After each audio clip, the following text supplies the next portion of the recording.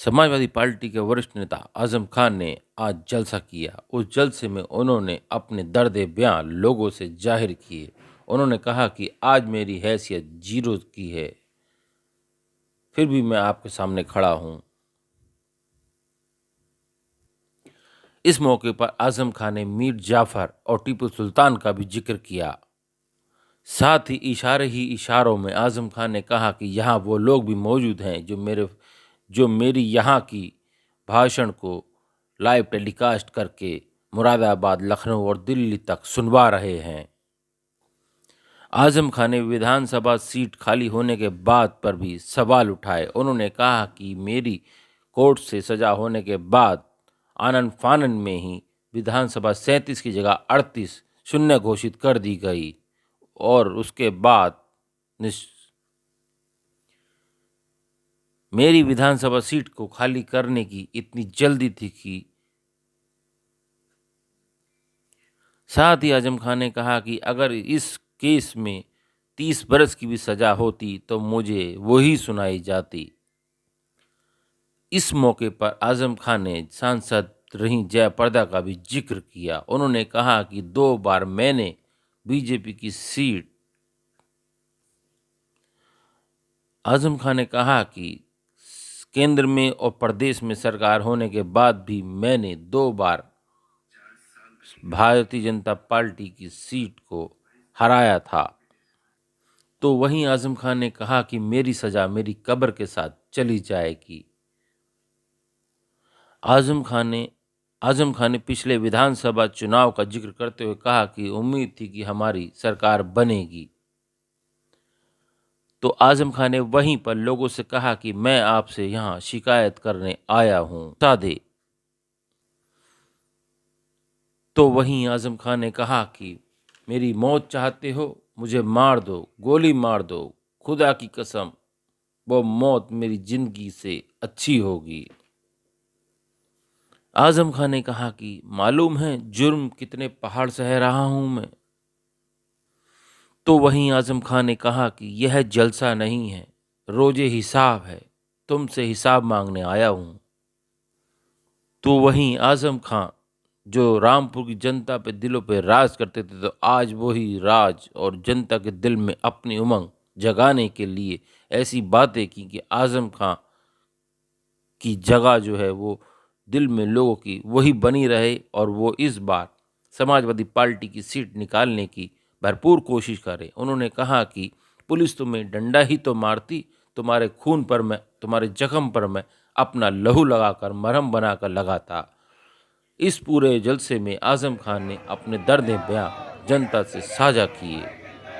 अब देखना होगा कि रामपुर की जनता क्या आजम खान पर फिर से विश्वास जताकर रामपुर की सीट को आजम खान की झोली में डालने का काम करेगी। मैं आज बिल्कुल जीरो की हैसियत में आपके सामने खड़ा हूं।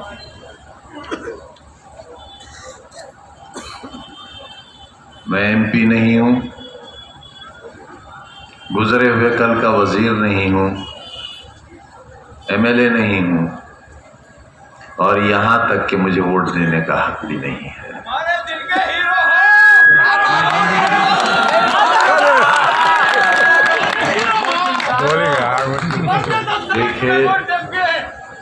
देखे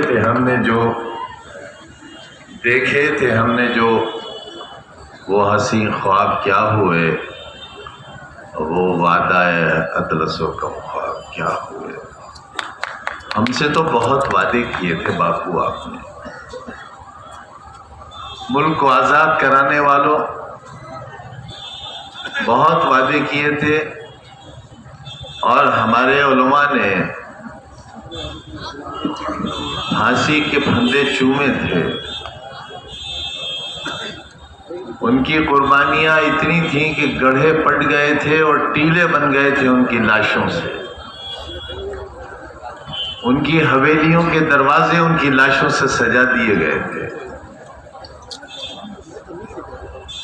एक मीर जाफर ने किले का दरवाजा खोल दिया था और वक्त का टीपू सुल्तान अपने तमाम साथियों के साथ शहीद हो गया था।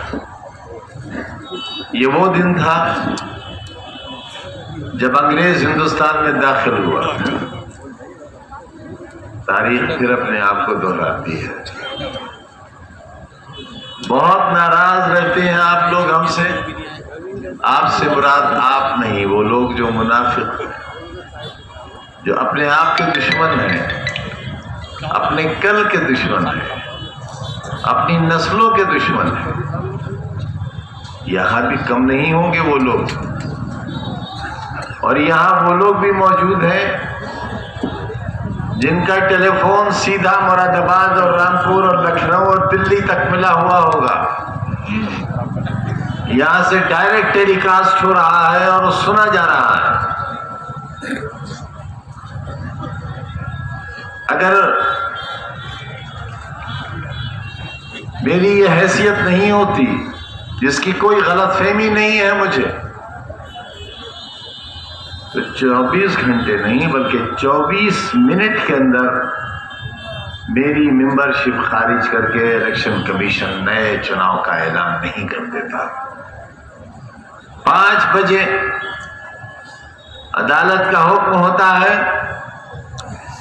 और इस जुर्म की सबसे बड़ी सजा जो कि 3 बरस की थी, अगर ये 30 बरस की भी होती तो ये सजा शायद मुझे दी जाती। वो सजा दी गई और 5:10 पर इलेक्शन कमीशन ने ऐलान कर दिया कि रामपुर में इलेक्शन होगा। और रातों रात उत्तर प्रदेश विधानसभा के स्पीकर ने विधानसभा 37 नहीं बल्कि हड़बड़ाहट में विधानसभा 38 की सीट को वैकेंट डिक्लेयर कर दिया और अगले दिन चुनाव की तैयारियां शुरू हो गई। इतनी जल्दी है मेरी बर्बादी की, क्यों? आखिर क्या गुनाह है मेरा? एक वोट ही तो मांगता हूं, और वोट भी नहीं मांगा, कभी नहीं मांगा आपसे,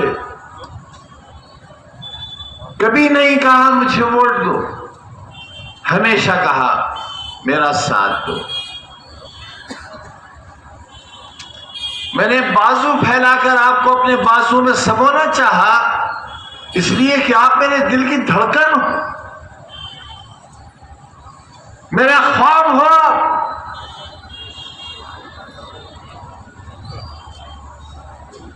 मैं आबरू हूं आपकी और आप जान हो मेरी। न मैं आबरू खोना चाहता हूं और न तुम जान खोना चाहोगे।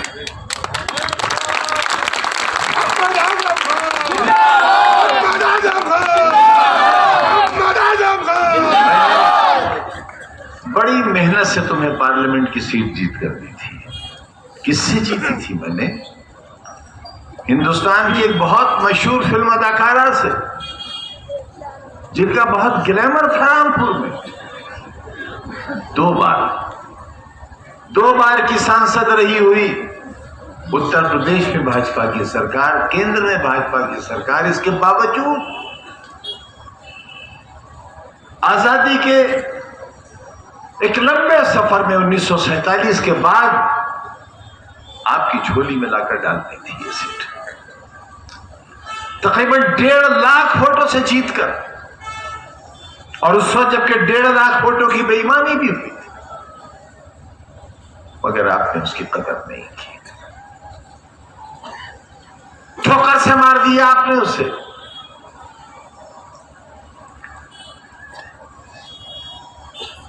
मैं जुल्म सहता रहा, मेरा पूरा खानदान, ये खानदान ही तो है मेरा, आज भी जेलों के अंदर है। मैं तन्हा कोठरी में अंधेरी रातों में तुम्हारे कल की याद करके रोता रहा, प्लास्टिक के मग में दाल के पानी से सड़े हुए गेहूं की रोटी खाता रहा,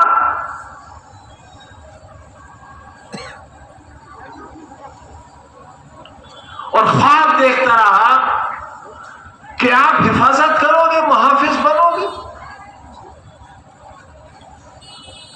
मुझे तो सजा मिल गई, बच्चों की आप भी नहीं।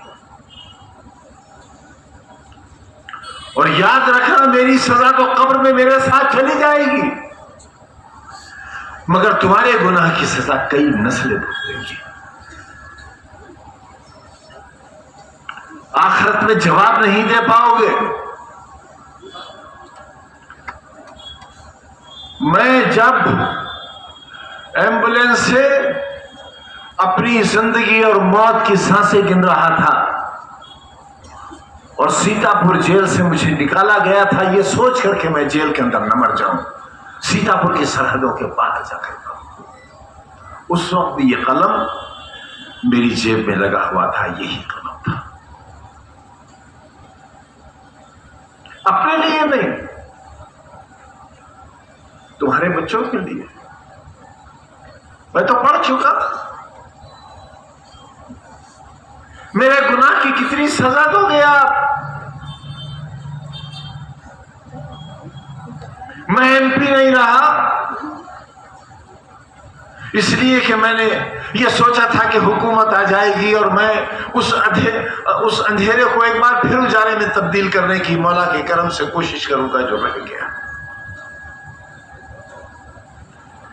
उम्मीद थी कि सरकार बनेगी, यकीन था सरकार बनेगी, ना उम्मीद पूरी हुई ना यकीन पूरा हुआ, सरकार नहीं बन सकी।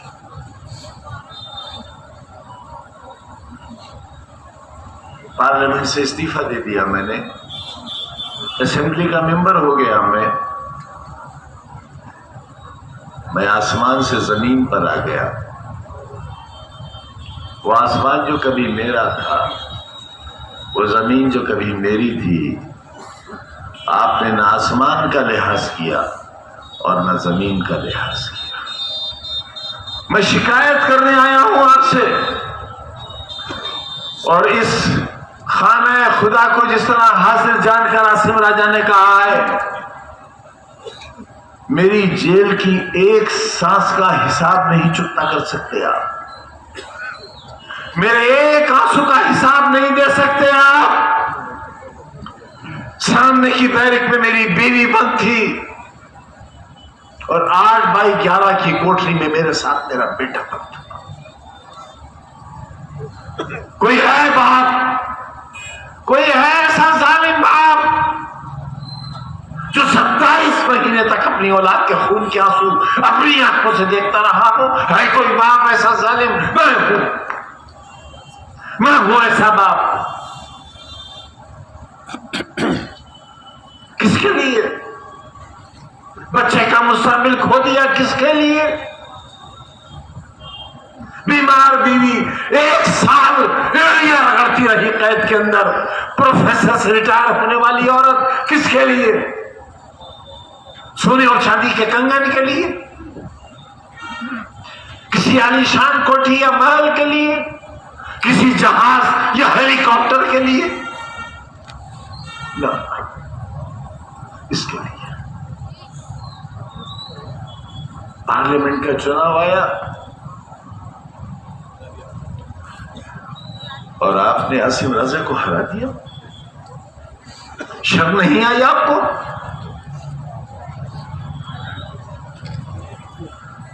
घर से नहीं निकले आप क्योंकि एसी लगा है आपके घर में, कूलर है आपके घर में, बिजली आ रही थी 24 घंटे। ये इंतजाम किसने किया था? पानी की एक एक बूंद को तरसने वाला रामपुर 200 बरस पानी कम नहीं होगा, यह इंतजाम फजले ताला किसने किया था? यही सड़क है, तुम चल सकते थे इस पर? ये तैयारियां तुम्हारे कल की किसने की थी?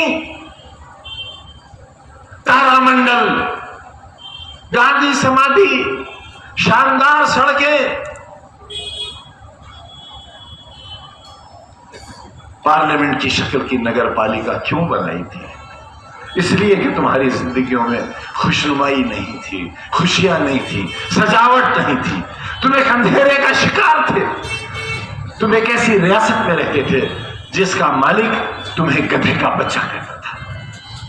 तुम्हारे अजदाद को गधे का बच्चा कहता था, और जो गधे का बच्चा कहलाता था वो अपने घर जाकर कहता था आज सरकार ने हमें गधे का बच्चा कहा है। मैं तुम्हें इंसान बनाना चाहता था, मैं तुम्हें एक बेहतरीन शहरी बनाना चाहता था, मैं तुम्हें हिंदुस्तान का सबसे अच्छा शहरी बनाना चाहता था, मैं तुम्हारे बच्चों को कलेक्टर और एसपी की कुर्सी पर बैठाना चाहता था, तुम्हारे दिल और दिमाग का इलाज करने वाला डॉक्टर बनाना चाहता था। यह था मेरा खुदा। और तुमने क्या किया मेरे अरमानों के साथ? घर से नहीं निकले राजा के लिए, क्योंकि एयर कंडीशन की ठंडी हवाएं तुम्हें ज्यादा पसंद थी। नैनीताल की ठंडी फिजाएं, हवाएं और वहां की पहाड़ियां तुम्हें पसंद थी, और तुम नैनीताल चले गए उस दिन। शर्म नहीं आई? नहीं शर्म आई? मुझे आई, मुझे आज भी आती है शर्म। वहां जाकर शराबें पीने वाले लोग, ठंडी वादियों में ऐशो इश्रत का वक्त गुजारने वाले लोग रामपुर के मुस्तकबिल के मुहाफिज नहीं हो सकते, ना आज और ना आने वाले कल।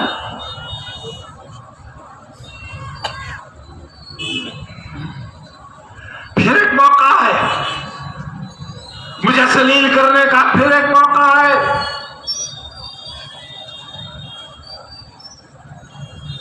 मैं चुनाव जीतता रहा तुम्हारी मोहब्बतों से, लेकिन चुनाव हराने वालों की ताकतें बहुत ज्यादा थी, मगर क्योंकि फजल इलाही हमारे साथ था, लिहाजा फतह हमारे नाम लिखी जाती थी और दुश्मन जलीलो ख्वार हुआ करता।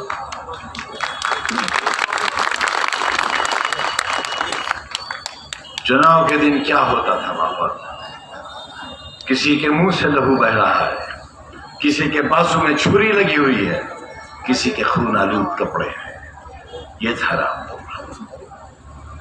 और हर बार एक माहौल होता था, गिरा लिया इस बार शैतान को, गिरा लिया मूसी को, गिरा लिया सालिम को, गिरा लिया फिरौन को। ये लक़ब दिए जाते थे मुझे। ओ भाई, मैं तुम्हारी बस्ती का फिरौन था। क्या कर रहा भाई? अरे नीचे हो यार।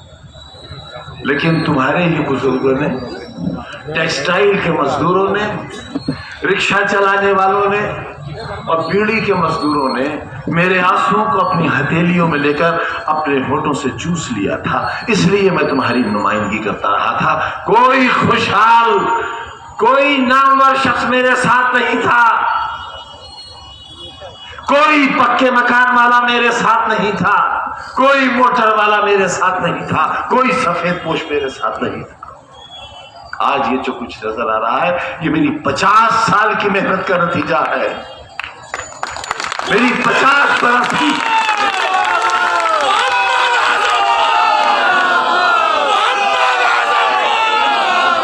देखा है कभी? आप तो पूरी दुनिया में घूमते हो, पूरे हिंदुस्तान में जाते हो, किसी होटल में मुझे खाना खाते देखा तुमने आज तक? बंद कर दो यार। रामपुर में कहीं चाय कॉफी पीते देखा आज तक? किसी ठेले पर बताशे खाते देखा आज तक? कभी कहकहा मारकर हंसते हुए देखा मुझे आपने? फिर आखिर मेरी मुस्कुराहटें क्यों छीन ली आपने? मेरी सांसें क्यों छीन ली आपने? 27 महीने की तन्हा कोठरी की कैद क्यों दी आपने हमको? क्या गलती थी हमारी? क्या खता थी हमारी? गुनाह बताओ हमारा। क्यों हुआ जमाना दुश्मन? सरकार क्यों दुश्मन हुई मेरी? मेरी जान की दुश्मन क्यों हुई? मुझे क्यों जेल में जहर दिया गया? बताओ मुझे क्यों जहर दिया गया? 2 दिन तक कोरोना के भयानक मरीज को जेल के बाहर क्यों नहीं जाने दिया गया ताकि मैं मर जाऊं? क्यों आखिर किया आपने मेरे साथ ऐसा? मैंने तो तुम्हारे लिए एक ऐसा शानदार अस्पताल बनाया था जहां इतनी ऑक्सीजन का इंतजाम था कि पूरे मंडल के मरीज रामपुर आए थे। ये थी मेरी सोच उस वक्त जब कोरोना का नाम कोई जानता तक नहीं। मैं तुम्हारे लिए एक ऐसा मेडिकल कॉलेज बना रहा था जहां दुनिया भर के लोग आते हैं। तुम्हारे मरीजों को दिल्ली और बंबई न जाना पड़ता। तुमने क्यों नहीं बनने दिया उसे? हाथ उठाकर बताओ कितने लोगों ने जवाहर यूनिवर्सिटी को चंदा दिया है? तो बताओ हाथ उठाकर। एक डूब कर मर जाऊं मैं शर्म से। मैं तुम्हारे कल के लिए दर दर की ठोकरें खाता फिरा, भीखे मांगता फिरा, दामन फैलाता फिरा कि मेरे बच्चों के लिए इदारा चाहिए। तुमने नहीं दिया। मैं दुनिया भर से मांग के लाया और आज ईडी की जांच चल रही है मेरे ऊपर। हथकड़ियां इंतजार कर रही है मेरा। इस उम्र में कैद की कोठरियां मेरा इंतजार कर रही हैं तुम्हारे बच्चों के मुस्तकबिल की खातिर। ये दिया तुमने मुझे। और क्या देना चाहते हो? बेगैरत आवाज और बता क्या देना चाहता है तू? इस जमाने के कैंसर, जिल्लत और ख्वारी के अलंबरदार, बता इस शहर को और क्या देना चाहता है? ए बेगैरत आवाज बता क्या देना चाहता है? ए बेहया अपनी मां की कोख से जने हुए बता क्या देना चाहता है? आज भी ये आवाजें बाकी हैं, आज भी बाकी है। तुम पर जुल्म करने वाली आवाज एक सही, मीर जाफर भी एक ही था।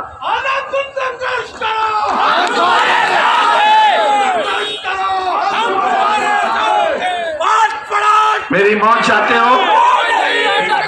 मेरी मौत चाहते हो? मारो मुझे, मार दो गोली यहां मुझे। खुदा की कसम वो मौत मेरी जिंदगी की तकलीफों से सस्ती होगी और अच्छी होगी। मेरे पूरे घर को मार दो। तुम्हें मालूम है जुल्म के कितने पहाड़ सह रहे हैं हम?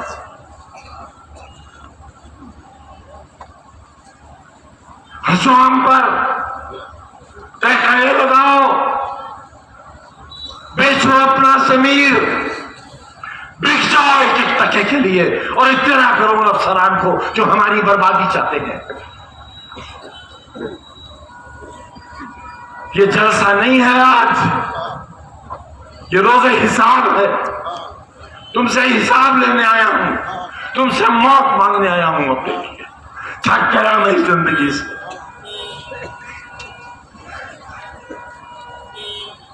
अजहर खान जेल में बंद है, उनकी एरिया के आंसू नहीं देखे जाते मुझसे। जेल में बच्चे बंद है बेगुनाह। किसी ने मशीन नहीं चुराई है, किसी ने फर्नीचर नहीं चुराया है। मैं लाता था कलकत्ते से ट्रक के ट्रक भर के फर्नीचर के, पुराने कबाड़ के, उनकी मरम्मत कराता था, उन्हें पॉलिश कराता था और तुम्हारी उस यूनिवर्सिटी में उन्हें सजाता था। पुलिस उन्हें उठा कर ले गई, हमें डाकू और चोर बना दिया। जीना चाहूंगा, जीना चाहूंगा ऐसी जिंदगी ना। हराम है खुदकुशी, इसलिए जिंदा हूं, इसलिए जिंदा हूं क्योंकि खुदकुशी हराम। घर से नहीं निकले आप, 32% वोट दिया आपने और 40% वोट देते तो आसिम राजा आज 60,000 70,000 वोट से जीता पार्लियामेंट होता और मेरी वकालत कर रहा होता पार्लियामेंट में। आपने हरा दिया उसे। शाबाश, मुबारक आपको, मुबारक गयूर रामपुर वालों आपको। एसी की ठंडक मुबारक, कूलर की ठंडक मुबारक, टाइल्स लगे हुए घर मुबारक, पत्थर के फर्श मुबारक। फिसल के गिर जाते अगर वोट डालने चले जाते। पुलिस ने डंडा मारा था ना जमीन पर, इसलिए भाग खड़े हुए थे।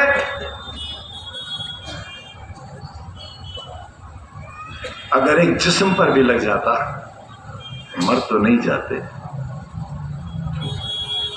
मैं तुम्हारे जख्मों पर अपने दिल का खून लगाकर उनको मरहम बना देता, मगर तुम घर से निकलते तो जालिमो। राजा पठान नहीं है इसलिए, इंसान तो है। इंसान तो है, तुमने एक इंसान को जलील किया है। आवाज दो, आवाज दो, इंकलाब, इंकलाब, क्या माहौल है, क्या माहौल है शहर का? दहशत, खौफ, डर, हर लम्हा जुल्म का इंतजार। ये आबादी बदनसीबों की आबादी है। पूरी दुनिया के सबसे कम नसीब लोग, मेरे लोग यहां रहते हैं, इसलिए उन पर सितम ढाया जा रहा है। मेरा दिल फट जाएगा, मेरा दिल फट जाएगा अगर तुमने बेवफाई की तो। अब मेरे साथ धोखा मत करना, मेरे पास बहुत वक्त है भी नहीं, मत करना धोखा मेरे साथ। और जान लो अच्छी तरह जान लो, भेड़िया तुम्हारे दरवाजे पे खड़ा है। अगर वो तुम्हारे घर के अंदर दाखिल हो गया, अपनी आबरूओं की हिफाजत नहीं कर सकोगे। बोल मजूरा अल्लाह बोल, बोल मजूरा अल्लाह बोल। कुछ मत सोचना मेरे लिए, कुछ मत सोचना मेरे बारे में बहनों, कुछ मत सोचना। मैं तो इंतजार इस बात का कर रहा हूं किस दिन मुझे देश निकाला मिलेगा, क्योंकि अब सिर्फ एक ही जुल्म बाकी रह गया है कि मुझे हिंदुस्तान से निकाल दिया जाए। मेरा वोट देने तक का इख्तियार है, मेरे जीने का हक इसलिए बाकी है कि वो मुझे सीधे नहीं मारना चाहते, चाहते हैं एड़ियां रगड़ रगड़ कर। सारा दिन अदालत में खड़ा रहता हूं, मेरे अहबाब, मेरी बीवी, मेरे बच्चे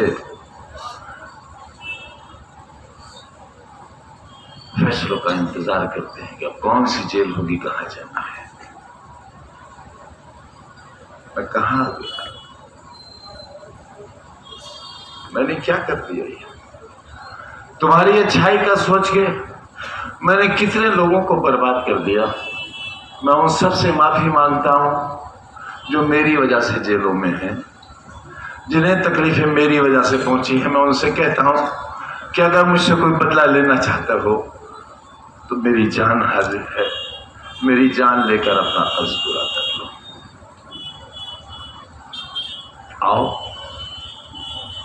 आओ मारो मुझे, पथराव करो मेरे ऊपर, कोई तमंचा निकालो। इसी किले के मैदान में मेरे सीने पर 7-7, 8-8 तमंचे रखकर गोली चलाई गई थी। मैं तो तब भी नहीं मरा था, लेकिन मैंने किसी से इंतकाम नहीं लिया था। खुदा की कसम, मैंने हर गुनहगार, हर जालिम को माफ कर दिया था। आखिर मुझे किस बात की सजा मिली है? किस गुनाह की सजा मिली है? तुमसे मोहब्बत की सजा, तुम्हारी चाहत की सजा, तुम्हें अपना कहने की सजा, तुम्हारे लिए भूखे रहने की सजा, तुम्हारे लिए कभी ना हंसने की सजा, तुम्हारे लिए अंधेरों में रहकर तुम्हारे लिए दुआएं मांगने की सजा।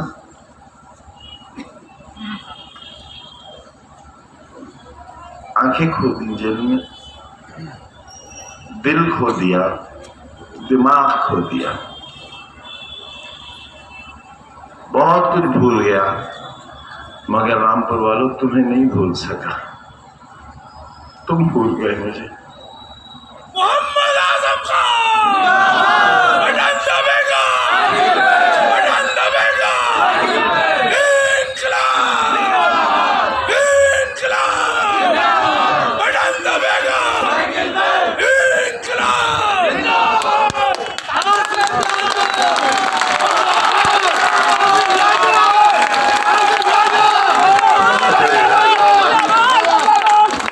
लाज रख लेना हमारी, लाज रख लेना हमारी मेरी माओ बहनों, एक ऐसी दुआ मांग लो क्या कर रहे हैं आप सब लोग? जिसमें मैं रहूं न रहूं, आप लोग सलामत रहो। अब मैं उस मंजिल में हूं कि तुम्हारे लिए दुआएं करने के सिवा मेरे पास और कुछ नहीं। आपकी खैर और आफियत की दुआ करता हूँ और कुमार बारा बंकी के दो शेर सुनाकर आपसे रुखसत देता हूँ। मुझको शिकस्त दिल का मजा याद आ गया, दिल टूट गया। मुझको शिकस्त दिल का मजा याद आ गया, तुम क्यों उदास हो गए, क्या याद? मुझको शिकस्त दिल का मजा याद आ गया और तुम क्यों उदास हो गए, क्या याद आ गया? कहने को जिंदगी थी बहुत मुख्तसर, मगर कुछ यूं बसर हुई कि खुदा याद आ गया।